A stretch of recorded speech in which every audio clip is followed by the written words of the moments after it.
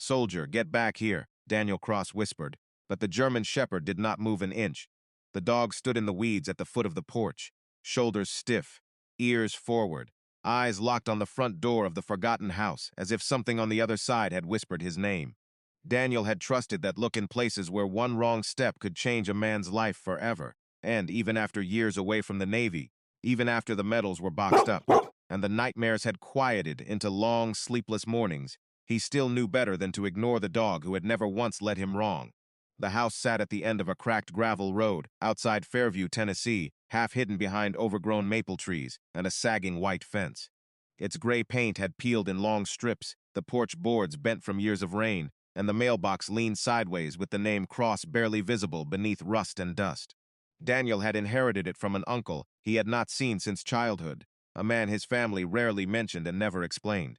The attorney's letter had been short, formal, and strange. The property at 114 Hollow Creek Road now belongs to Daniel Cross, effective immediately. No other family claims remain. Please take possession within 10 days. Daniel had almost thrown the letter away. He had no interest in old family ghosts. He had spent enough of his life carrying things other people refused to face. But something about the final line had kept him reading it, again and again. Your uncle specifically requested that you bring the dog. Now, standing in front of the house with Soldier refusing to step onto the porch, Daniel felt the old discipline settle over him. He scanned the windows, the roofline, the tree shadows, the space beneath the porch. Nothing moved. Nothing made sense. "It is just a house," he said, though he did not believe it. Soldier answered with a low growl, not loud, not wild, just firm enough to raise the hair on Daniel's arms. Daniel pulled the key from his jacket pocket. It was attached to a brass tag stamped with one word. Front, he climbed the 3 porch steps slowly. Soldier followed, only after Daniel looked back and gave a quiet nod. But the dog stayed close to his left knee, exactly where he used to stay when Daniel needed a second set of eyes. The key turned harder than it should have. The lock gave with a dry click. The door opened a few inches, and the smell of dust, old wood, and shut-in air drifted out.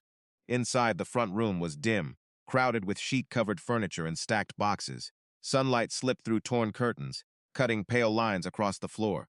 Daniel stepped in, boots creaking on the boards. Soldier did not sniff around like he usually did in a new place. He moved straight across the room toward the hallway, then stopped beneath a framed photograph hanging crooked on the wall. Daniel followed him. The photograph showed 3 men standing in front of this same house decades earlier. One was Daniel's uncle. One was a man Daniel did not recognize, and the third made Daniel's breath catch.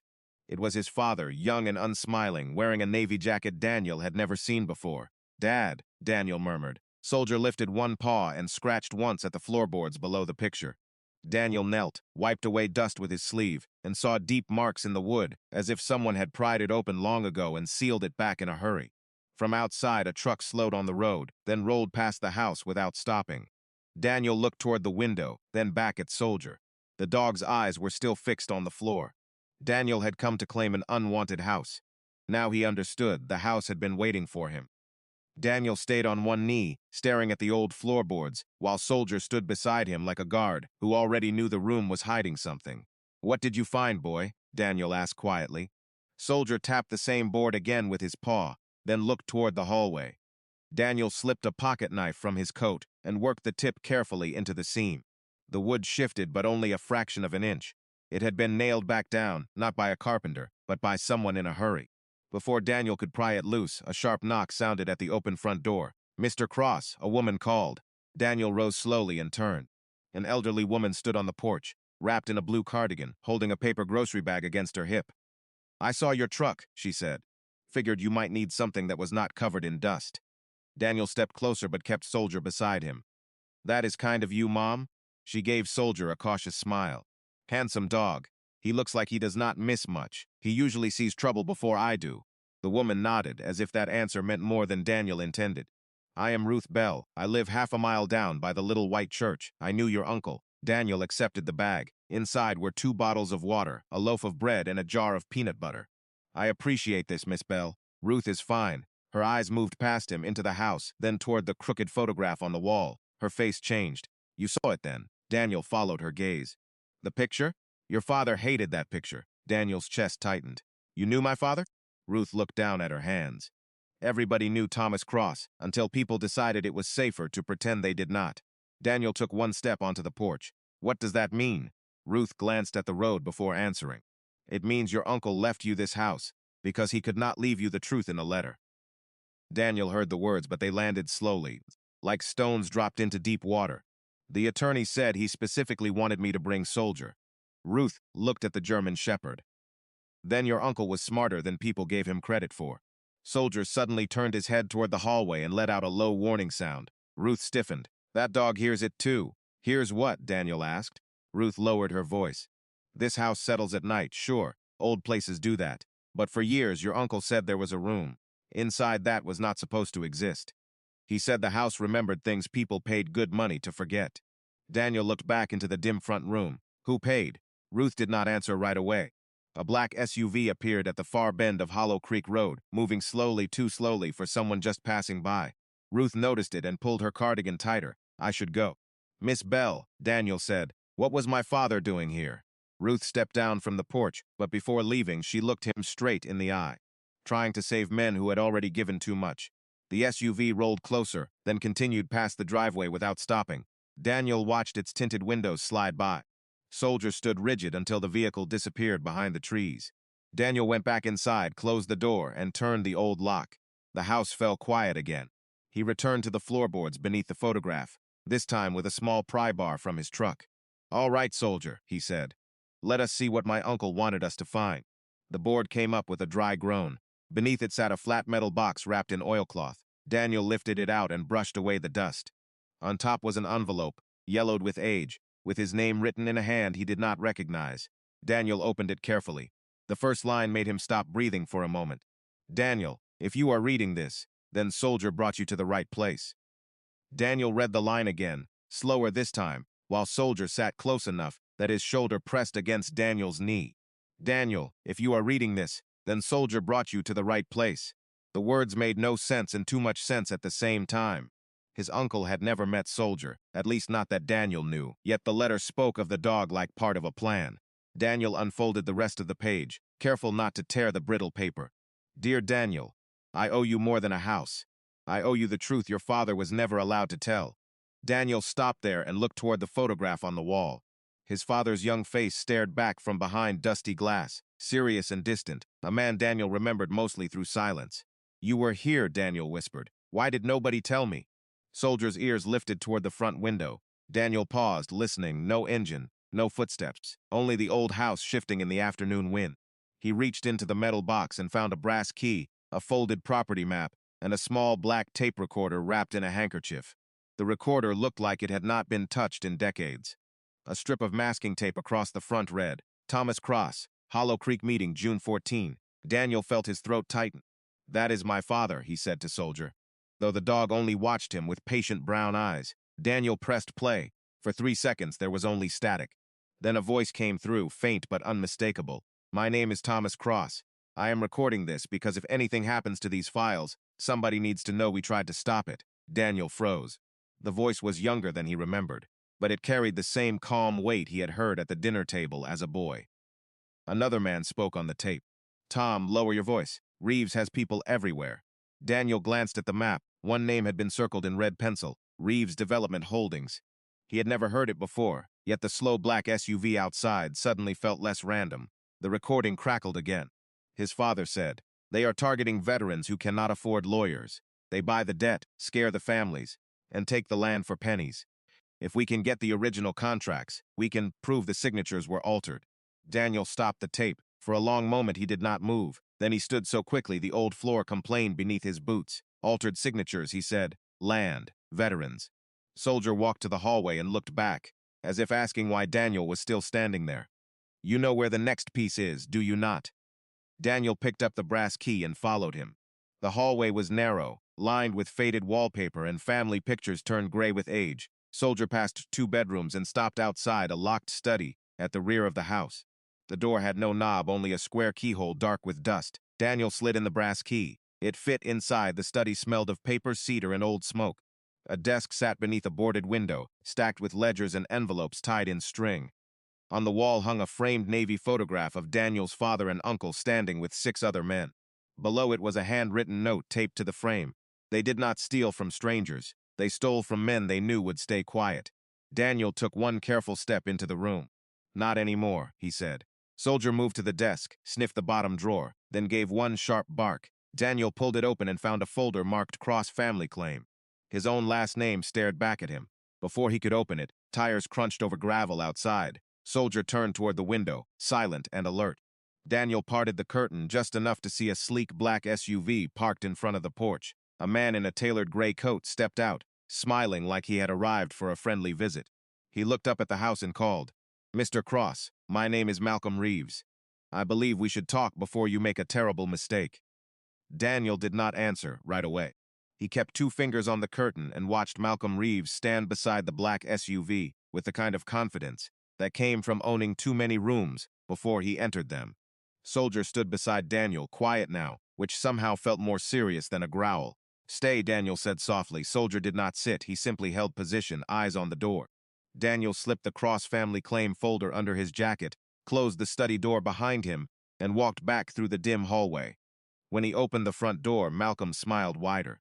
"Mr. Cross," he said, extending a hand, "I am sorry to arrive unannounced. Small towns have a way of making business urgent." Daniel looked at the hand but did not take it. "You said I was about to make a terrible mistake." Malcolm lowered his hand smoothly, still smiling.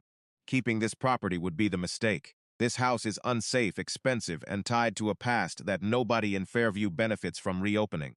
Soldier stepped onto the porch and placed himself between the two men. Malcolm glanced down. For one quick second, the smile weakened. Then it returned. "Beautiful animal." Daniel said, "He usually knows who likes dogs." Malcolm gave a soft laugh. "I like practical decisions, Mr. Cross. That is why I came." He reached into his coat and pulled out a cream-colored envelope. "My company is prepared to purchase the house today. Cash offer. No repairs required. No inspections. No delays." Daniel did not touch the envelope. "You came fast. Efficiency is not a crime. Neither is curiosity." Malcolm's eyes shifted toward the open doorway just barely. Daniel caught it. "Have you been inside this house before?" Malcolm adjusted his cuff.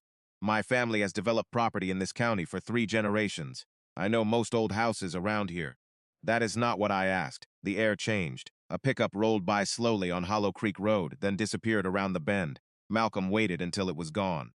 "Your uncle was not a well man near the end," he said. "He said many things, accused people, collected papers, made recordings. You are a veteran, so I will speak plainly. Men who live too long with old battles sometimes begin seeing enemies in every shadow." Daniel felt something harden behind his ribs, but his voice stayed even. "Careful." Malcolm lifted both hands, polite and practiced. "No disrespect intended. I support veterans. My company donates every Memorial Day." "Then you will understand why I do not like hearing a dead man dismissed before I have read what he left me." Malcolm's smile faded for the first time. "Some things are better left alone." Soldier gave one low bark, sharp enough to stop the conversation. Daniel looked down. The dog was staring at the envelope in Malcolm's hand. Malcolm noticed and slid it back into his coat. "Think about the offer," he said. "By tomorrow, the county may begin reviewing this property for safety violations. Once that process starts, matters become complicated." Daniel leaned against the doorframe. "That sounds less like advice and more like pressure. It is reality. Reality as I inherited this house. Reality as my father's voice is on a tape inside. Reality as you knew that before I told you." Malcolm went still. It lasted only a moment, but Daniel saw it clearly. "I do not know what you mean," Malcolm said. Daniel nodded slowly. "You do." Behind Malcolm, the SUV engine idled with a soft hum. From the road, Ruth Bell stood by her mailbox half a mile away, watching. Malcolm followed Daniel's glance, then stepped back from the porch. "Fairview has a long memory, Mr. Cross. Not always an honest one, but a long one." Daniel said, "Good. Then maybe it is time somebody asked what it remembers." Malcolm opened the SUV door. Before getting in, he looked at Soldier one more time. "Dogs dig up all kinds of things," he said. "Sometimes their owners wish they had kept them on a shorter leash." Daniel's hand rested on Soldier's collar, calm and steady. Soldier does not need a leash to know where he stands. Malcolm drove away without another word. Daniel watched until the black SUV vanished behind the trees. Then he closed the door, locked it, and returned to the study. The room felt different now, less like a dusty old office and more like a witness waiting to speak. Daniel placed the Cross Family Claim folder on the desk and opened it. The first page was a copy of a deed with his father's signature at the bottom. The second page carried the same signature, but the letters slanted wrong. Daniel had seen enough forged paperwork in his life to know when a name had been copied by someone who never knew the man. Soldier pressed his nose against the bottom drawer again and whined softly. Daniel pulled the drawer farther out and found a hidden latch behind it. When he pressed it, something clicked inside the wall behind the bookcase. The shelves shifted less than an inch, but it was enough. Daniel looked at Soldier and whispered, "That room Ruth mentioned. It is real." Daniel set his shoulder against the bookcase and pushed. The shelves resisted at first, sealed by age and dust, then gave way with a quiet scrape across the floor. Behind them was not a full doorway, only a narrow opening framed by unfinished boards. Cold air breathed out from the darkness, carrying the smell of old paper and cedar. Soldier stepped forward first, then stopped and looked back at Daniel. "You found it," Daniel said. "Now let me see what they were so afraid of." He took a flashlight from his jacket and ducked through the opening. The hidden room was barely 8 feet wide, with a low ceiling and no windows. A small desk sat against the far wall. Above it, maps of Hollow Creek Road, Fairview County, and surrounding farms had been pinned in layers. Red string connected names, dates, parcel numbers, and bank notices. Daniel moved the light across the wall until one label made him stop. Cross-family land transfer, disputed. Beneath it were 2 photographs. One showed his father standing outside the county courthouse, with a folder under his arm. The other showed Malcolm Reeves as a younger man, standing beside an older man Daniel recognized from the tape as Gerald Reeves, Malcolm's father. "They were in it together," Daniel whispered.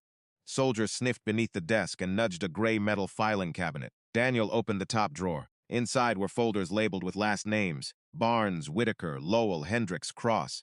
He pulled the Cross folder first. The papers inside told a story colder than any rumor. His father had never abandoned the family land.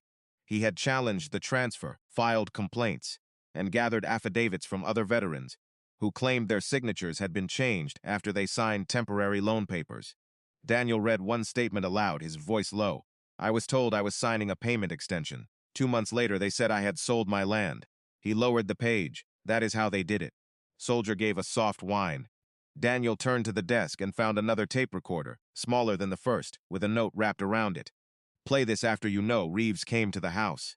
Daniel looked at the blocked doorway. He knew Malcolm would show up. He pressed play. His uncle's voice came through, thin but steady. "Daniel, if you made it this far, I am sorry. Your father did not run from Fairview. He was pushed out. He had proof, but Reeves made him look like the one stealing from sick and aging veterans. Your father left to protect you and your mother from a town that had already chosen money over truth." Daniel sat slowly in the old chair. For years, he had believed his father left Fairview because of shame. He remembered whispered arguments, his mother crying in the kitchen, his father staring out windows, as if some road behind them still had his name on it. The tape continued. "The last proof is not in this room. I moved it after Malcolm started asking questions. Look where a loyal soldier would stand watch, even after the war was over." The tape clicked off. Daniel stared at Soldier. "A loyal soldier," he repeated. "Is that why he wanted me to bring you?" Soldier turned immediately and walked out of the hidden room, through the study, down the hallway, and toward the back of the house. Daniel followed with the flashlight. The German shepherd stopped at the rear door and pawed at it once. Outside, the sun had dropped lower, turning the overgrown yard gold. A crooked shed stood about 30 yards away, half covered in vines. Beside it was an old concrete pad with a rusted flagpole and a weathered stone marker Daniel had not noticed before. Soldier went straight to the marker and sat in front of it. Daniel brushed away moss with his sleeve. The carved words were faint but readable.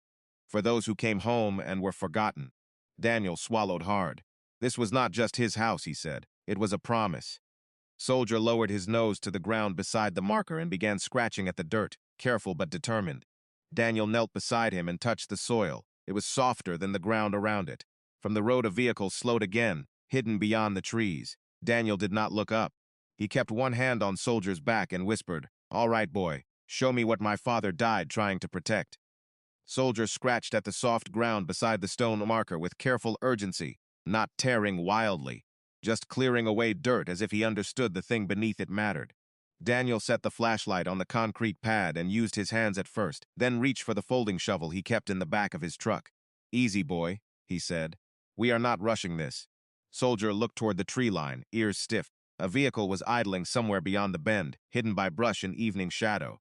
Daniel heard it now, low and steady. He kept digging. 6 inches down, the shovel struck something solid with a dull thud. Daniel cleared the dirt away and uncovered the lid of a black waterproof case, no bigger than a tackle box, wrapped in a faded canvas strap. Soldier placed one paw beside it and looked up at him. Daniel let out a slow breath. You really did bring me to the right place. He lifted the case from the ground and carried it back inside, locking the rear door behind him. In the kitchen, under the weak yellow light, he opened the latches. Inside were sealed plastic sleeves, a roll of old film, a stack of original contracts, and a small notebook with his father's initials on the cover. Daniel opened the notebook first. The handwriting was firm, familiar, and painfully clear. Gerald Reeves controls the bank debt. County clerk alters recordings after veterans sign. Malcolm present at 2 meetings. Need witnesses protected before filing. Daniel read the words twice.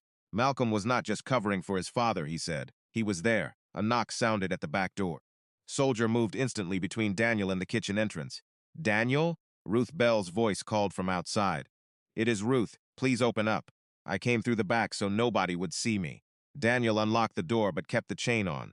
Ruth stood there breathing hard, clutching her cardigan around her. The county posted a notice at the church board, she said. Emergency safety review. Tomorrow morning. Daniel opened the door fully. Malcolm said that would happen. Ruth looked at the open case on the table and covered her mouth. Mercy. Daniel picked up one of the contracts. Did you know about this? Her eyes filled, but she did not look away. My husband signed one of those papers after he came home from Vietnam. He thought it was a loan extension. We lost 10 acres by Thanksgiving. Daniel softened. I am sorry. Ruth shook her head. Do not be sorry. Be ready. Reeves will not let you stand in that meeting with nothing but old paper. Then I will bring more than paper. Daniel removed the roll of film from the case. Do you know anyone who can still develop this? Ruth nodded. Frank Miller, old pharmacy on Main Street. He kept his darkroom after the store closed. He owes your father more than one favor. Daniel looked toward Soldier. We leave now. Ruth touched the edge of the table, staring at Thomas Cross's notebook. Your father tried to warn us. Most of us were too scared to speak. Daniel slipped the notebook into his jacket. People get scared when they are alone. Ruth looked at Soldier, then back at Daniel. And now? Daniel closed the case. Now they are not alone. A sound came from the front of the house. Gravel shifting under tires.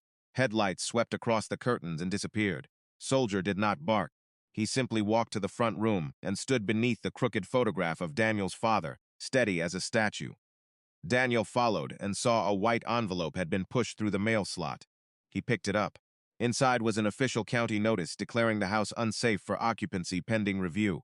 At the bottom, in a handwritten line, someone had added, "Last chance to walk away."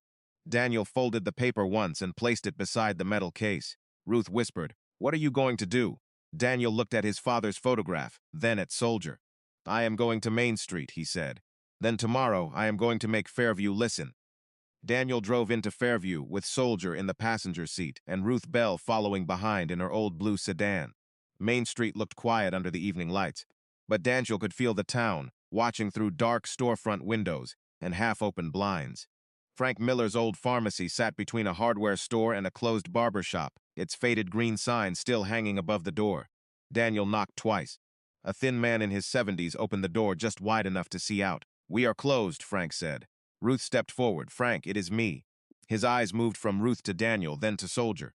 "Cross," he said softly. "Thomas's boy." Daniel held up the roll of film. "I was told you could develop this." Frank stared at the film like it had come back from the grave. "Where did you get that?" "From the place my father wanted it hidden." Frank unlocked the door fully and waved them in. "Then we do this tonight." Inside, the pharmacy smelled like dust, soap, and old wooden shelves. Frank led them to a small back room where a dark-room sink and red lamp still waited under plastic covers. While Frank worked, Daniel stood in the hallway with Soldier and the black case at his feet. Ruth sat in a chair by the counter, twisting a tissue in her hands. "I should have spoken sooner," she said. Daniel looked over. "You are speaking now. That may not be enough. It will be if others do too." Frank emerged nearly an hour later, holding several damp photographs by the edges. His face had gone pale. "Daniel," he said, "you need to see this." The first photograph showed Gerald Reeves at a long table inside the county records office. Beside him stood a younger Malcolm, holding a folder marked Veterans Relief Loans. The second photograph showed contract pages, laid out with 2 different signature sheets. The third showed Daniel's father standing near the same table, pointing at the altered documents while Frank, Ruth's husband, and several other veterans watched. Ruth covered her mouth. "That is Henry," she whispered. "That is my Henry." Frank placed the final photograph on the counter. It showed the front of the forgotten house, years ago, with Thomas Cross and Daniel's uncle loading boxes into a truck. On the back, in Daniel's father's handwriting, were the words, "If the town will not protect them, the house will." Daniel looked at Soldier. The dog sat tall beneath the counter light, as if he understood exactly what had been found. The next morning, the county meeting room was packed before 9 o'clock. Malcolm Reeves stood near the front in a dark suit, speaking quietly with two county officials. When Daniel entered with Soldier at his side, conversations dropped to whispers. Malcolm turned and smiled. "Mr. Cross," he said, "I did not expect you to attend." Daniel walked down the center aisle. "You scheduled the review. I came prepared." One official, a heavy-set man named Carl Benton, cleared his throat. "This is a safety hearing, not a family dispute." Daniel placed the black case on the table. "Good. Then we can discuss whether a house is unsafe because of rotten boards or because someone is afraid of what is inside." Murmurs moved through the room. Malcolm's smile tightened. "This is exactly what I warned you about. Old grief, confusion, a veteran under stress being encouraged by people who should know better." Soldier stepped closer to Daniel, calm but alert. Daniel did not raise his voice. "Say my service again, like it is a weakness, and everyone in this room will hear what you really think of the men you claim to support." The room went still. Ruth stood from the back row. "My husband lost land because of those contracts." Another voice followed, older and shaky. "So did my brother." Then Frank Miller rose, holding the photographs in a folder. "I developed these last night." Thomas Cross was telling the truth. Malcolm turned toward the officials. "This is not admissible in a county safety review." Daniel opened his father's notebook. "Then let us stop pretending this is only about safety." He read the first list of names slowly. Barnes, Whitaker, Lowell, Hendricks, Bell, Cross. With each name, someone in the room moved, breathed, or quietly broke years of silence. Malcolm looked toward the exit. But Soldier suddenly turned his head and stared at the leather briefcase Malcolm had set beside the wall. Daniel noticed the fresh county seal on the folder sticking out of it. "What is in the briefcase, Malcolm?" Daniel asked. Malcolm snapped, "That is private property." Daniel looked at Carl Benton. "So was my family's land." The official hesitated. The room waited. Ruth spoke clearly from the back. "Open it, Carl, unless this town is still afraid of the Reeves name." For the first time since Daniel had arrived in Fairview, Malcolm Reeves had no smile left. Carl Benton looked at Malcolm Reeves, then at the crowded room, and the silence seemed to press against the walls. "Mr. Reeves," Carl said carefully, "for the record, are you willing to show the contents of that briefcase?" Malcolm's jaw tightened. "This is outrageous. I came here to assist the county in a routine safety matter." Daniel kept his hand lightly on Soldier's collar. "Then routine should not scare you." A few people murmured. Frank Miller stepped beside Daniel and placed the newly developed photographs on the table. "These are not rumors, Carl. Those pictures were taken inside the county records office." "Your office." Carl's face reddened. "I was not clerk back then." Ruth answered from the back row. "No, but you are clerk now. That means you can stop hiding behind men who are gone." Malcolm reached for his briefcase.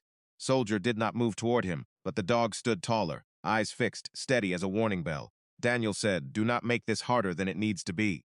Malcolm let out a cold breath. "You have no idea what you are digging into." Daniel looked around the room at the older veterans, widows, sons, and daughters, sitting with folded hands and tired eyes. "I know exactly what I am digging into. A town full of people who were told to be quiet because the paperwork looked official." Carl finally stepped forward. "Mr. Reeves, open the briefcase." Malcolm stared at him.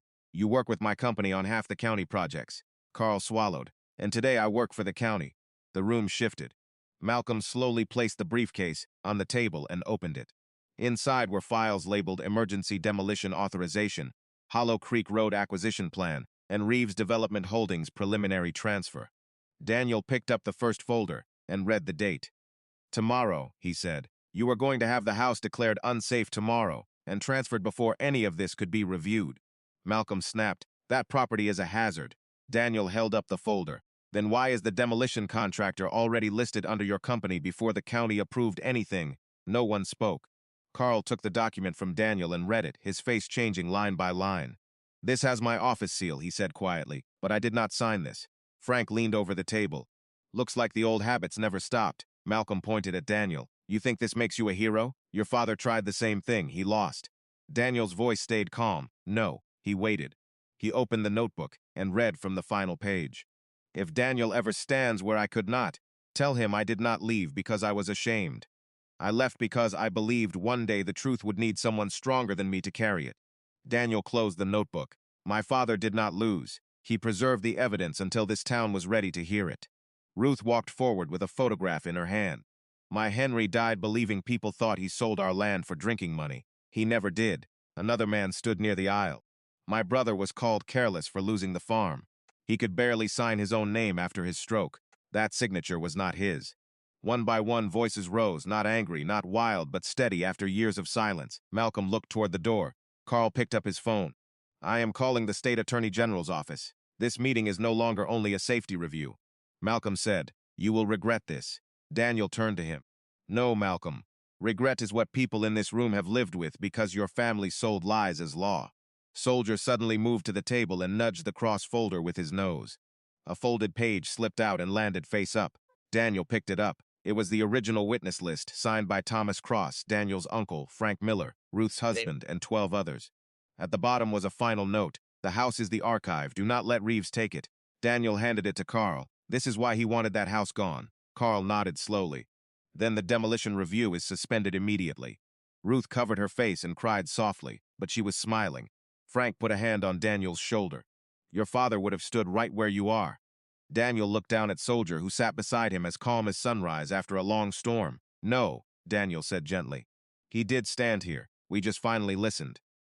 3 weeks after the county meeting, the old house at the end of Hollow Creek Road no longer looked forgotten. The weeds had been cut down, the broken porch boards replaced, and a new American flag moved gently beside the weathered stone marker in the backyard. Daniel stood in the front room with a paint roller in one hand while Soldier lay near the doorway, watching every person who came and went with quiet approval. Ruth Bell walked in carrying a cardboard box filled with framed photographs. I found these in Henry's trunk, she said. I think they belong here more than they belong in my attic. Daniel wiped his hands on a rag and took the box carefully. Are you sure? Ruth smiled through tired eyes. For 40 years, I thought those memories were only proof of what we lost. Now they feel like proof that we survived. Frank Miller stepped in behind her, with a small brass plaque wrapped in newspaper. And I brought something for the wall. Daniel unwrapped it and read the words aloud. The Soldier House, a place for veterans and families who were never meant to be forgotten. He looked down at the German Shepherd. What do you think, boy? Soldier lifted his head once, then rested it back on his paws. Frank chuckled. That sounds like approval to me. The investigation into Reeves Development Holdings had already begun. State officials had taken boxes of records from the county office, and Malcolm Reeves had resigned from every local board before the week was over. The land cases would take time, maybe months, maybe years, but for the first time in decades, the families had names, documents, photographs, and a path forward. Daniel had been offered money for interviews, money for the property, even money to leave Fairview quietly. He turned all of it down. This house was never just mine, he told Ruth one afternoon as they stood beneath the crooked photograph he had straightened and rehung. My uncle protected it. My father trusted it. Soldier found it. I am just the one who opened the door. Ruth touched the frame gently. Your father would be proud. Daniel looked at the young face in the picture and felt something inside him finally loosen. I spent half my life thinking he carried shame, he said. Turns out, he carried everybody else until he could not carry them anymore. That evening, the first veterans arrived for coffee. Some came with canes, some with old ball caps, some with wives, daughters, and sons who had grown up hearing only pieces of the truth. They sat in folding chairs in the cleaned-out front room, while Daniel poured coffee from a silver pot Ruth had brought from church. A man named Earl Whitaker stood near the doorway for several minutes before stepping inside. I do not know if I belong here, Earl said quietly. Daniel handed him a cup. That is exactly why you do. Earl looked around at the photographs, maps, and names now displayed openly on the wall. My dad used to say Thomas Cross was the only man who believed him. Daniel nodded. Then let us make sure people remember that too. As the room filled with soft conversation, Soldier walked from chair to chair, accepting gentle pats and quiet words. No one treated him like an ordinary dog. They treated him like the one who had brought the house back to life. Later, after everyone left and the lights glowed warm against the windows, Daniel sat on the repaired porch with Soldier beside him. Ruth stood at the bottom step, pulling her cardigan close against the cool Tennessee night. You staying, Daniel? She asked. He looked at the gravel road, the old trees, the stone marker, and the house that had waited years for someone to listen. Yes, Mom, he said. I think I finally understand why I was sent here. Ruth smiled. And why he was sent with you. Soldier leaned his head against Daniel's knee. Daniel rested a hand on the dog's back and watched the flag move under the porch light. For the first time in years, he did not feel like a man returning from a war. He felt like a man returning home. The house was no longer silent. The names were no longer buried. And the truth his father had protected was finally standing in the open, where every forgotten veteran could walk in, sit down, and be remembered. Thank you so much for watching all the way to the end. If you enjoyed this story, please like, subscribe, and share it with friends who might enjoy it too. We would love to know where you are watching from. Tell us your city and country in the comments. More heartfelt and unforgettable hero dog stories are already waiting for you. See you in the next one.